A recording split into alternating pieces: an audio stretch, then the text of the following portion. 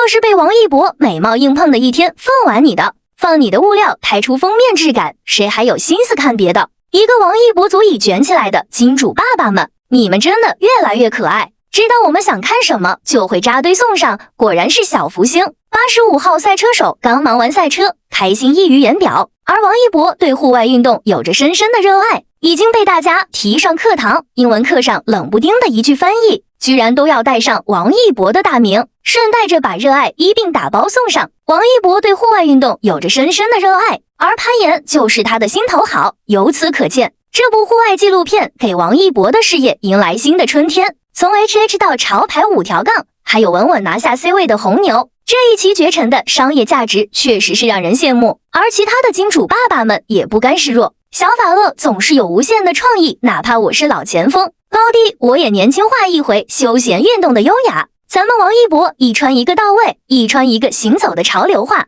王一博耍帅就是顺手的事，那给你一人切面的多元化是气质中自带的，一般人模仿不来。一个让奢牌打破行规的男人，一个从头到脚都是广子味的男人，一个走路带风就能圈粉的男人，一个同款就能卖到爆的男人。只要输入大拇指就可以，有没有发现，自从王一博和月华续约后，各大财经博主都出来分析了，甚至还有他的前队友。大家分析的结果就是王一博续约是强强联合的结果，根本不吃亏，甚至是大赢家。但我想说，大家不要忽略一博在这件事情上的隔绝和善意。其实4年前的续约就是他对老东家的反哺，没有他的续约，月华不可能上市。他舍弃的可原比得到的要多，帮着老东家是一般人做不到的智慧和大气。而月华在处理王一博的诸多事情上，明显配不上他的付出。而王一博昔日的队友们已经结束了跟月华的合作，到今年的再续约，自己组建公司再麻烦，对他来说都不是什么难事。能继续跟月华续约，还是他在用自己的能力和影响力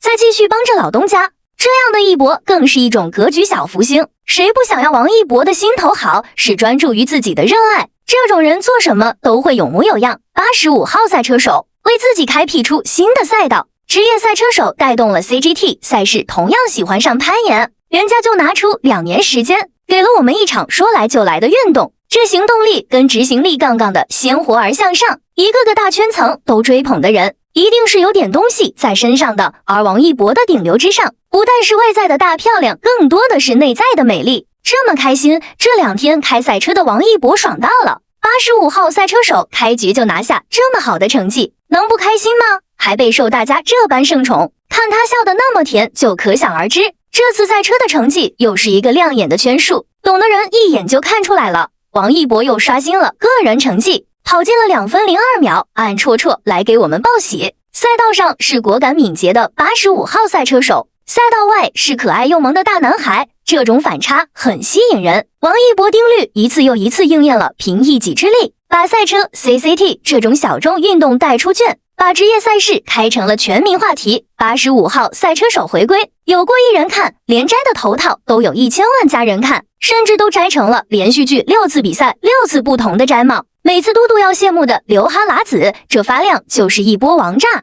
想不到人家王一博摘的头套，小地瓜上都有1000万人在看，太火了是一部分原因。另一方面，他的发量是真让人羡慕，头套一摘，头发砰的一下像炸开了一样，蓬松又厚实。许多人说赛车开得太快也看不懂，所幸的是我们还能看到在车外的新鲜的王一博好身材，大卷毛奶萌的样子就已经足够了。素材有了就可以发挥脑洞，各种小图随时送来。话说回来，摘头套可是每次赛车花絮中保留的经典画面，以前全靠摩托姐姐们扒了，如今宣发越发懂得我们想要看什么了，直接给你来个直拍。不得不说，头套摘掉的那一瞬间，王一博的侧脸加蓬松的卷毛，水灵灵的萌态，他可是真帅，真是越素越漂亮，根本挡不住的魅力，太叫人喜欢了。再加上王一博就是一个使不完，牛劲的人没事也不会闲着，蹦蹦跳跳不说，还顺带着各种的体能练习，把自己整的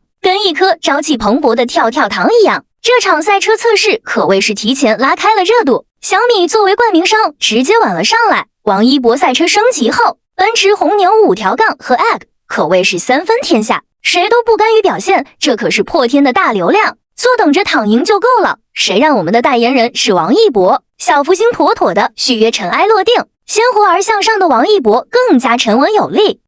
85号的赛场一路驰骋就是争棒，我们的绿海一如既往双向奔赴。王一博怎么不去跑 F1 China GT 不如 F1？ 听到这种话真是给气笑了。你是觉得王一博有任意门可以直接穿越吗？因为王一博自2024年开始，王一博带着 DT 赛事的名字频频登上热搜。他不去 F1 蹭热度，不穿赛车服摆拍，不拿着赛车手的头衔上综艺，他考了赛照，他下场练车，他在风雨高烧里拿亚军，他单日2刷个人最快圈速，他把赛车文化带进无数年轻人的日常。那些原本对赛车毫无概念的大众，因为他开始关注这项运动，他把嘉实、多天丝、红牛 Honda、Honda Fit 这些国际品牌带进全闹 GT 的赛道。品牌方因为王一博，因为看见流量在这里真实的落地，开始重新审视这片曾被遗忘的土壤。小米也是其中之一，他们看见王一博让这个20年无人问津的赛事第一次有了门票授信这个词，看着25岁以下的女孩子开始讨论弯道攻略，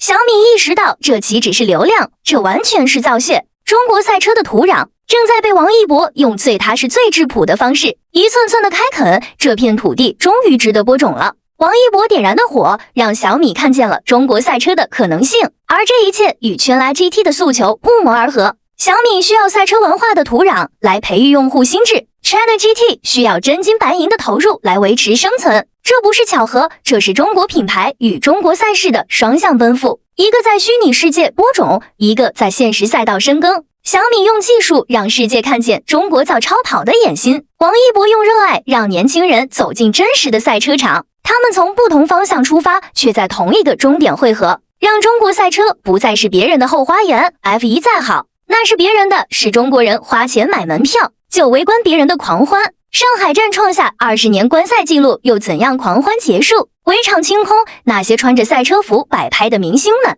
继续走红毯，这些蹭热度的营销号找到下一个话题。只有 China GT 还在那里，还在用最执着的方式守着一个国家关于赛车运动的尊严。你拿 F1 来踩 China GT， 就像拿牛津剑桥来踩我们的本土高校，拿国际大牌来踩那些认认真真做产品的国货。你怎么不想想，没有中国本土赛事的挣扎求生，没有那群人在产业链最底层的死磕追赶，没有王一博的流量为中国赛车运动造血，没有企业把目光投向赛车文化，哪来的下一代车手？哪来的有朝一日中国人站上 F1 领奖台的资格？总有一天，我们的赛车上会用着自己的发动机，我们的车手会站上 F1 的领奖台，我们的孩子会指着赛道上的中国红说看，那是我们自己的车。一颗种子落入土地，当时只觉寻常，但若干年后，当漫山遍野开出花来，我们才会意识到第一颗种子落下的那一刻究竟意味着什么。王一博低调务实，他只是开着车一圈又一圈，